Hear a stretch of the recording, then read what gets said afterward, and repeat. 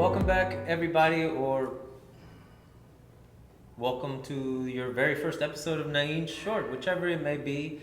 Thank you for watching. I very much appreciate you guys taking the time to listen to me talk, because God knows I have no idea why you do. But I do appreciate you guys watching. We're back here at Physique Magnifique, 387 Grand Avenue in South San Francisco. And let's have some fun talking about something that I truly love. Knives. I've loved knives since I was young. I probably carried a whole bunch of things that I shouldn't have carried because nowadays, because of the law and even recent law changes, it's becoming more and more difficult to really know what's allowed and what isn't allowed. But you have to admit, it is super fun to train with these. I love going to seminars. Just last week, or this past weekend, we went and we were at a seminar with Master Green. If you guys remember the Kali Conversation, and if you don't, go back and watch the Kali Conversation with Master Harry Green. Wonderful, wonderful human being, 80-year-old young. He's a war veteran from Vietnam, Green Beret. I mean, total badass. And if you don't watch any other episode, at least watch that one, because there's so much good information there. But we talked about knives and knife defense and the mentality behind it, and that really stuck with me, and I wanted to bring it up because here we are, we practice all these things, and it's great practice. But we have to understand that there are certain differences in mentality that kind of have to go along with it, because you have the civilian side of training. There are many restrictions, many laws, even as to what you can carry. And then you have the law enforcement side, even security to an extent, because the people that, guard warehouses, that's where some of the sketchy people that are on things come out, and knives or anything sharp really is their go-to if they get startled or if they want to do anything while they're on whatever substance they're on. And then the police, well, of course the police have to deal with a lot of this stuff. And then you have the military. The military, that's, I would say, the extreme of the civilian side, because the military is very specific, very goal-oriented to stop that individual. So the training for that is totally different. But at the end of the day, no matter what level your training is, knives are extremely scary. And in my opinion, should be avoided at all costs, if possible. But if not, then there are certain ideas and concepts that we can use across the board, regardless of what your training experience is, to keep yourself safe. Now, one of the first things that my instructor told me when we started playing with knives is saying, the things that I teach you now, they're going to raise your survivability by about 1%, maybe 1.3, if you're lucky. Because at the end of the day, in order for a knife to be effective, it has to be close to your body. And in order for knife defense to be effective, that knife has to be close to your body, which means the likelihood of you getting cut or stabbed goes way up. So again, best thing, not to be there, to avoid it. But if you can't, there are many great techniques, none of which are going to be 100% effective 100% of the time, which is why we go to various seminars, which is why we go to different masters who have different ideas and concepts, because you get a good sense of, okay, their focus is this. I can take this and use it. Oh, their focus is something else. I can take that and use it. And at the end of the day, it's all just great fun to have. So I definitely recommend people to try different schools, different classes, but take it with a grain of salt and understand that overall, the idea is to not be in those situations. And hopefully, you continuously train for as long as you possibly can, so your survivability goes up just 1% at a time, every time you do it. Hopefully, that's enough to avoid something serious. But when it comes to civilians, there's a big legality behind it. Sure, you get attacked and you do everything right. You get a little cut here and there, but ultimately you're able to subdue the individual, you take the knife away, and in just all the adrenaline and all the passion that's going on, you stab him 17 times.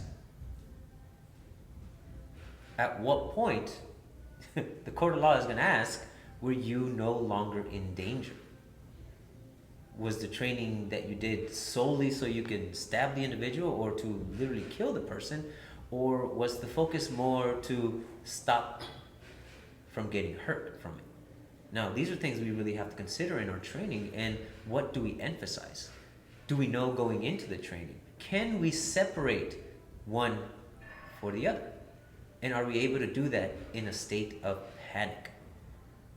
Now, there are a lot of great seminars where they have that real life base, where they first put you in a compromising position where you have to realize, okay, maybe I'm not as well prepared to protect myself from somebody coming in, stabbing you crazily than I thought I was. And it's a humbling concept, but it's a type of humility that I believe we all need as martial artists. So, that being said, what are some of the key things that we can all take away no matter what level of training we have, no matter what focus our levels are? First of all, you're probably going to get cut in a situation where there's a knife involved and there's violence going on. But where we get cut makes a big difference. For example, giving up your forearm, the backhand, probably makes a better place to get cut if you're going to get cut than the inside of your hand, your wrist. Because this controls the closing. The tendons back here control the opening. And in one of those situations, if you do have a knife, or if you're using your fist to protect yourself, you can still maintain your hands closed, and it's less likely that an artery is going to get clipped out here. So you won't necessarily bleed out. There's a lot of other things that go on here that, well, you can lose function of the hand, but you can also get cut deep enough where you bleed out in a few seconds. Being able to protect the soft areas, such as the neck, the carotid. Also, the soft tissue around the shoulders, avoiding stabs there, as well as the legs, the arteries that run on the inside of our thighs. Those can easily be punctured or severed. So again, if we're talking defense, knowing where not to get cut becomes very important in your survival. Second, what are we doing if we have a blade? First of all, in the eyes of the law, they're going to question, well, where did that blade come from? Did you take it away from the individual, or were you carrying it already? So the type of blade you carry makes a huge impact on the legality behind it. And I was starting to read up a little bit on it. Like, I'm surprised to find out that dirks and daggers, which I thought were completely illegal in California, you can actually open carry as long as they are in their holster and on your hip. So you can carry on. The length restriction, there isn't really one. However, if you were to brandish one of those weapons or even conceal it and you get caught, that's a misdemeanor or a felony. And even worse, the prosecution gets to decide whether to try it as a misdemeanor or a felony. So depending on your personality, that can go either way. Legality issues, okay?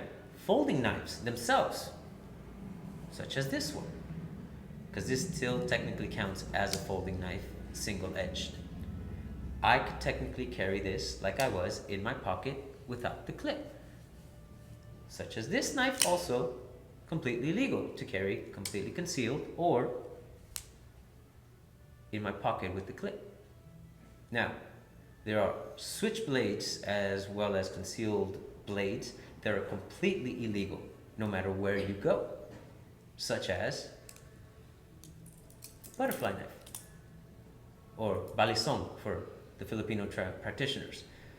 Now, hiding blades, such as this one, completely illegal. But if this is in a sheath, because all fixed blades can also be, in the eyes of the law, considered daggers. If it's in a sheath and on my hip, completely legal to carry.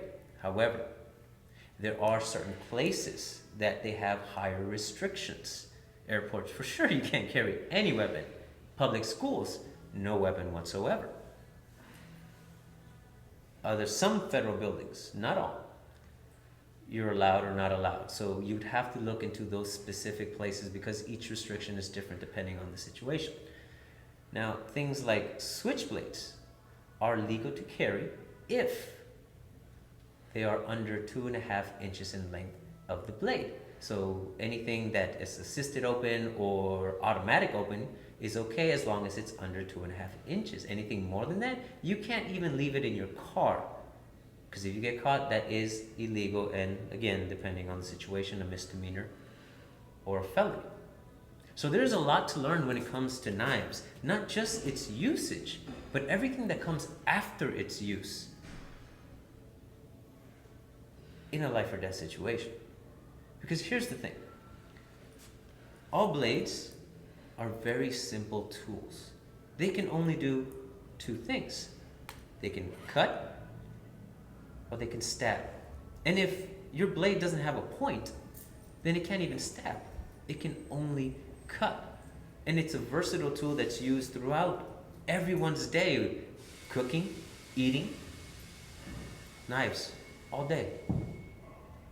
But it's the intent behind it, the intent in which we use the knife, that changes everything that happens afterwards. They are used for great violence, and the court of law oftentimes views a violent attack with a knife far worse than one with a gun because of the personalized way that it has to be used at close quarters. It's an act of passion at that point. So we have to be very careful with the way that we use knives, the way that we protect ourselves with those things. And it's something that, again, was brought up at a seminar. What is the mentality behind our training when we do these things? Like I said, in the Bladed Mind, most of my training hasn't been so much on how to wield a blade or even how to defend against a blade. But for us, it's more important to be able to take the information as it is in that moment and make the best choice possible, which means, for me, personally, my biggest focus, I want to see that blade coming long before it's brandished, long before it's close enough to do anything to me. And that requires being able to look at a situation and discern what is actually going on. No preconceived notions, no ideas or fallacies in my thinking, pure application of thought in that moment. My instructor, Rick, has many, many years as a security. His brain can automatically start reading people's body language and pick things up because that is his training. And he's done it for so long that it's become innate. This is where I want to get to. I don't necessarily want to work in security like he does, but it's one of the reasons why I continue playing and training with knives. So I can build that database of information so I can figure out how to avoid situations where I may be cut or stabbed, or I may be forced to have to use the same against another human being. Well, again, just the thought of the day. Playing with knives is always fun, but like anything that's dangerous, we have to be careful. We have to think about more than just the moment. But whatever you do, have fun with it. Thank you for joining me here on another one of Nain's Shorts. I hope to see you next time. Till then, 3, 2, 1, cut!